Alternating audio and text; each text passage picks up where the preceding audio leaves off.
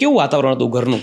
ગોવિંદદાદા પાસેથી, તમારા પપ્પા પાસેથી શું શીખ્યા? એવી કઈ ક્વોલિટીઝ છે જે આજની તારીખે કામ આવે છે? એ ગાંધીજીના જીવનથી ગોવિંદદાદા અને મારા ફાધરને બધા ખૂબ પ્રેરણા લઈને અમને આ જ વાત કરે કે ભાઈ સત્યથી ક્યારેય દૂર જવું નહીં, અને સત્ય હોય એટલે આપણી સાથે દુનિયા જોડાયેલી રહી. ગુજરાતી પરિવારમાં એક આ બહુ મોટો પ્લસ પોઈન્ટ છે કે બાળકોને નાનપણથી ઓફિસ લઈ જાય એટલે એના ફાધર કેમ વાત કરે છે, કેવી રીતે ડીલ કરે છે, અને કઈ રીતના સંસ્કારથી અને કઈ રીતનું એનું મેનેજમેન્ટ છે, એ જ્યારે આપણે જોઈએ અને કે નાનપણમાં જે શીખ્યા હોય ને એ લાઈફ ટાઈમ યાદ રહે, કેમ કે એ જ આપણી જર્ની છે. અમારા ફાધર પહેલેથી અમને એમ કહેતા કે ભાઈ મંદિરે જાવું, સંત સમાગમ કરો, કે મંદિરે સારા માણસો જ આવતા હોય.